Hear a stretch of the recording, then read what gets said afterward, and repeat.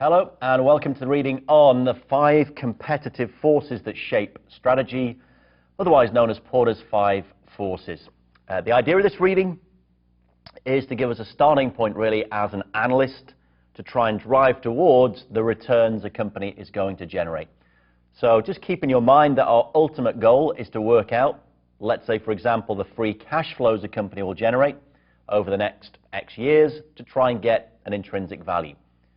In order to understand, to predict, to model out those cash flows, we need to understand the industry that the firm is operating in and their position within it. So let's start with a couple of key questions. Number one, on an industry level analysis, is the industry our firm is in attractive? And attractive means, does it have long-term profitability potential? Can economic profit be sustained? And secondly, let's look on a firm level. Can the firm maintain, does it have in the first place, and can it maintain a competitive advantage? Maintaining a competitive advantage is key to sustaining economic profits. If they can't, well, there's going to be very little growth or no growth in their profits. If they can, well, you'd expect to see profits growing. So it's all about, from an industry and a firm level point of view, what are our growth assumptions going forward? So, impact of the 5 industry forces, as I say, extremely famous model. We're going to consider each force on the long-term profitability, the ROE, return on equity of the firm.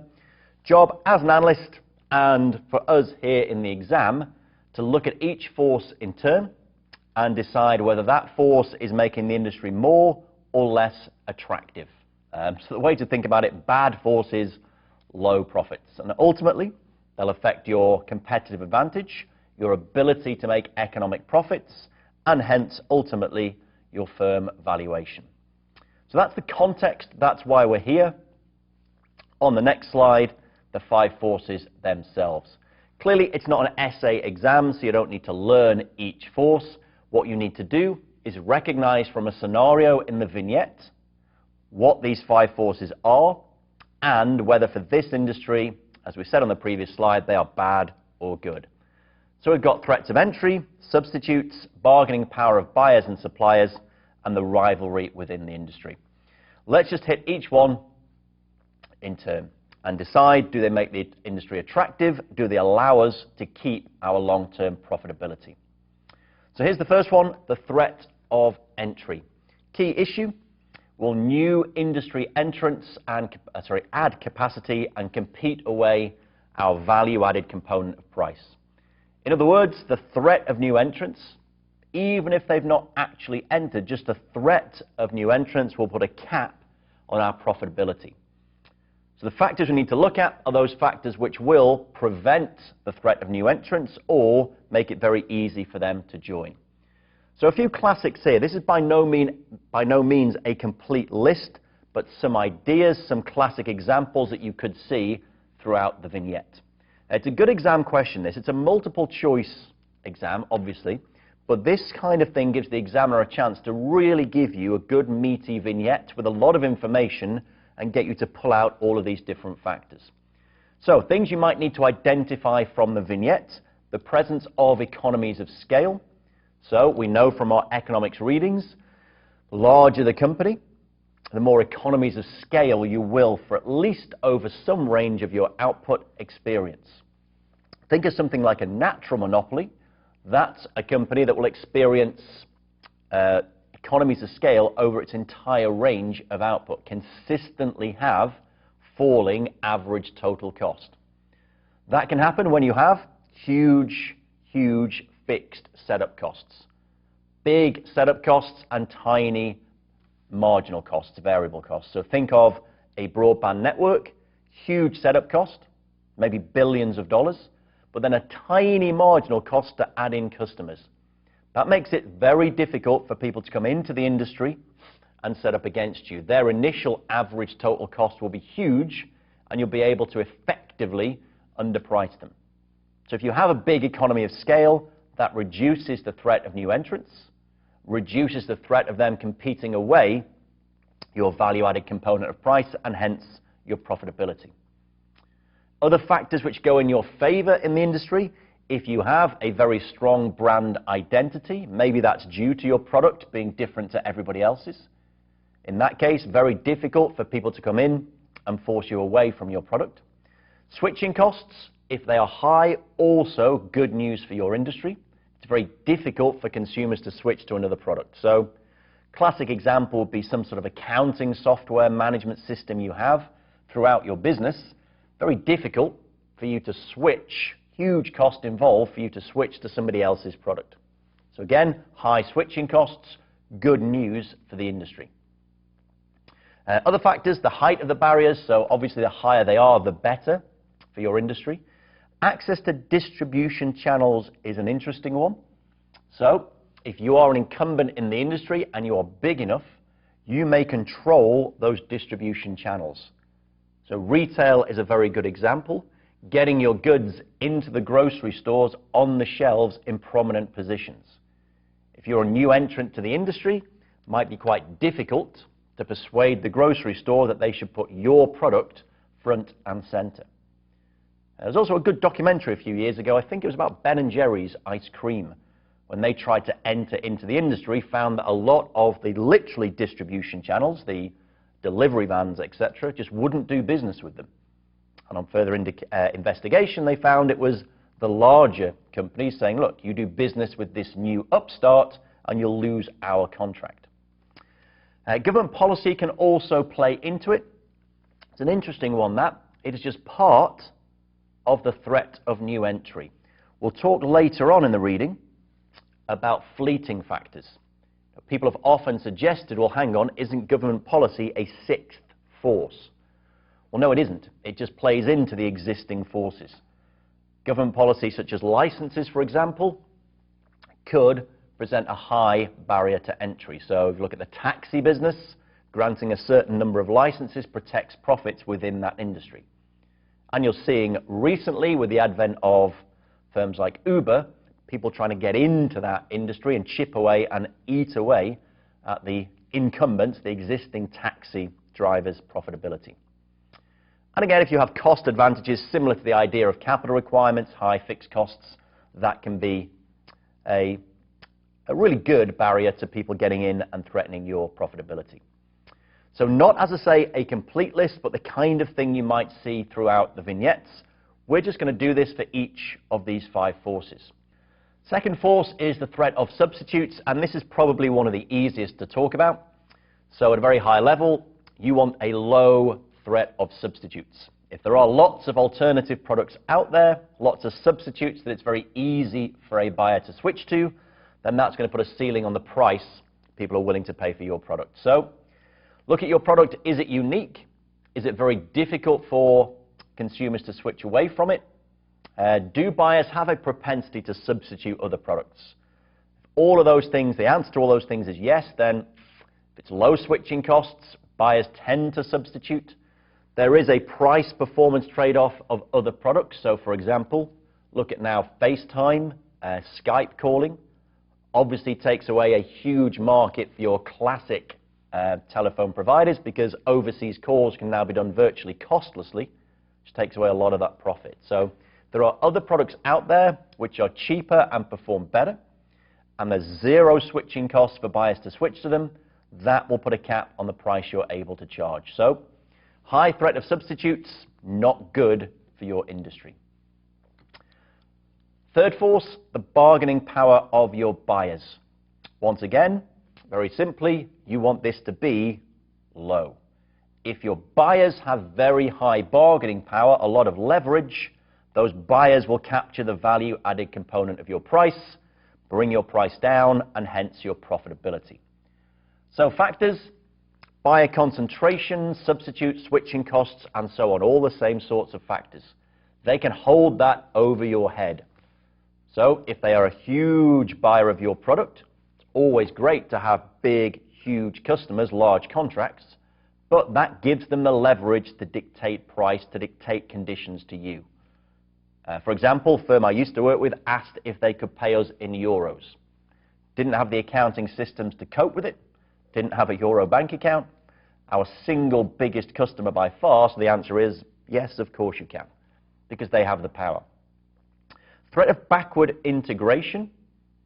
So they're buying your product. If you try and get too cute with them and try and charge them too much, they may just say, right, that's it, we're going to do it ourselves.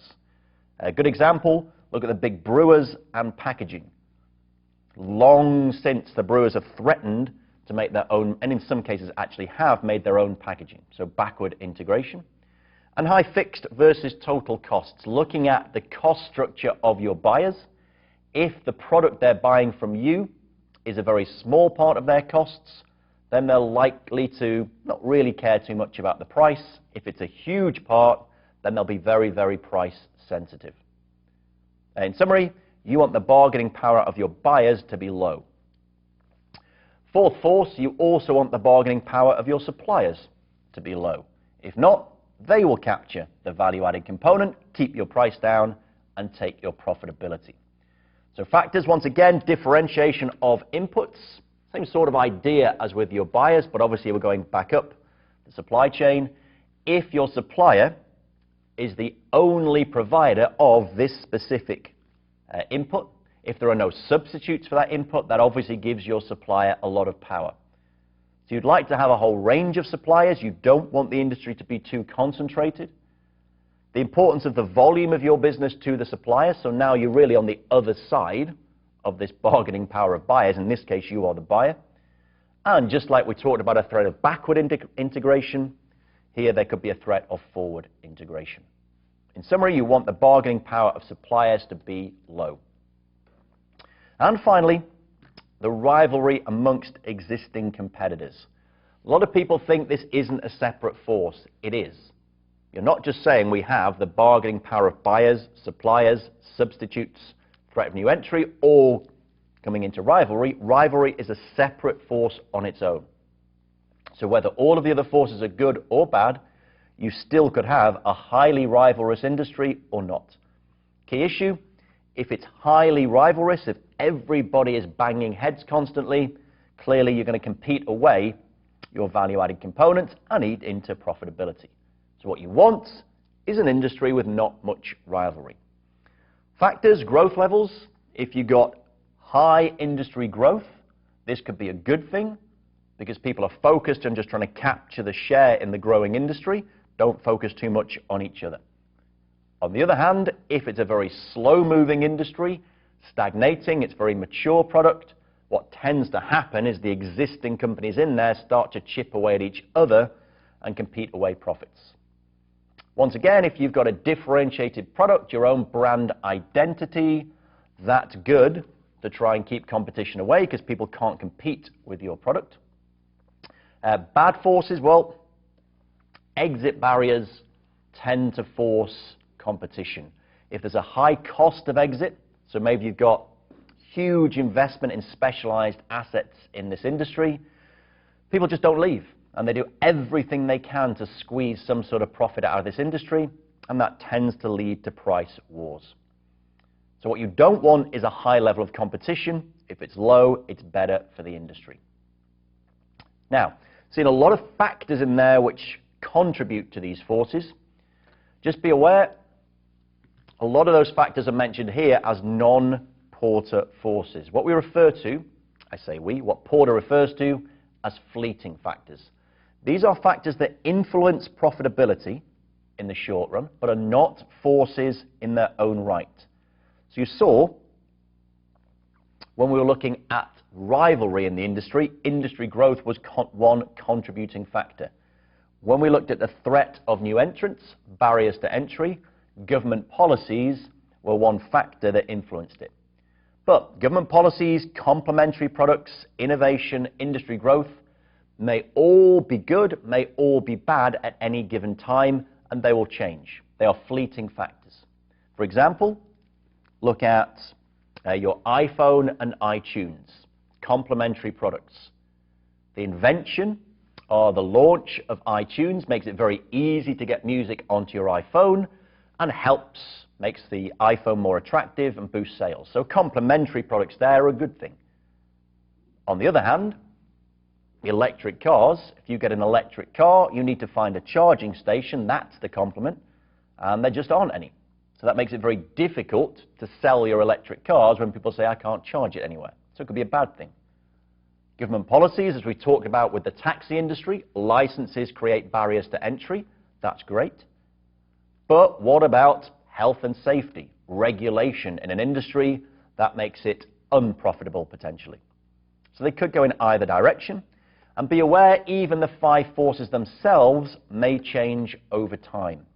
So we'll talk about in the strategy reading, having to constantly look at your industry, and if it's constantly changing all the time and being shaped by different forces, you need to keep updating your analysis. Industry structure may change. Forces are not static, as we said, for these kind of reasons.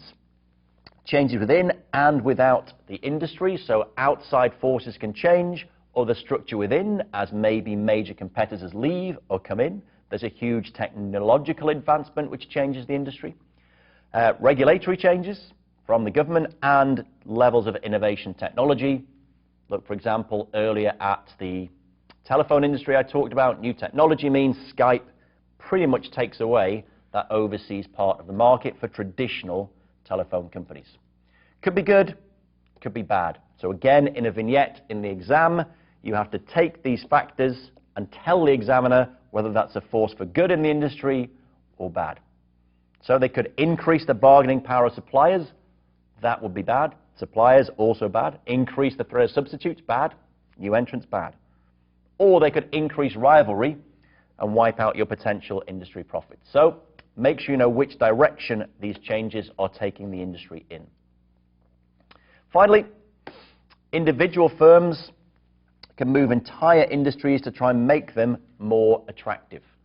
So you come into an industry and you try and eliminate inefficiencies, improve the supply chain, distribution channels, and so on. Redistribute pricing power from your customers to you and create barriers by increasing your fixed costs. So for example, look at retail, look at the big retailers. You go from being just an average retailer in the street who anyone can compete with, to being a huge warehouse-style retailer with highly specialized logistics, so warehouses completely automated.